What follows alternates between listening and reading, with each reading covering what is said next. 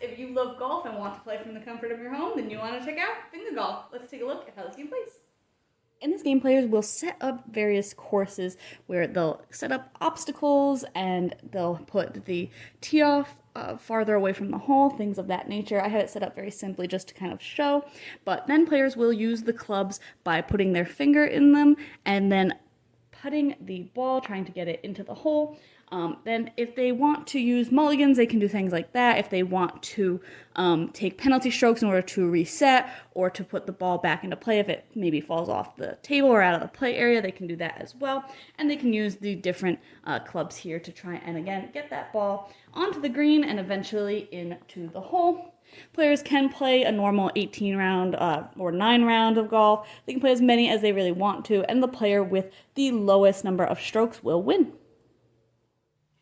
Might have seemed like kind of a high-level overview, and it is a little bit, but it also isn't. It is very straightforward. If you have played mini golf or golf before, it's very much just that, but you're using a little club on your finger instead of using a full-size club.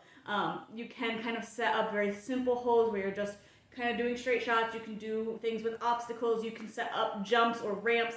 There's a lot of flexibility in how you play. I've definitely had a lot of different players try very different things.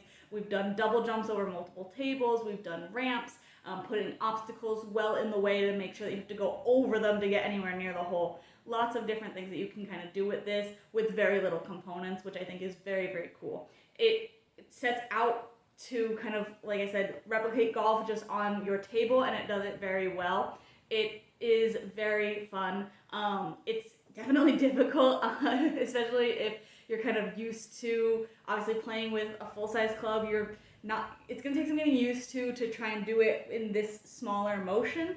But I think once you get the hang of it, it can get a little bit easier, but like I said, it is still kind of difficult. But even though it has that difficulty, it is just a lot of fun. It's kind of silly, and it's a riot to see what kind of holes people can come up with and kind of how players can kind of deal with those jumps and obstacles and things. So if you like golf and you really want to try it at home on your table and try different obstacles with things around your house, it's definitely worth picking up for a play. So check out my full thoughts on the blog today to decide if this one's for you.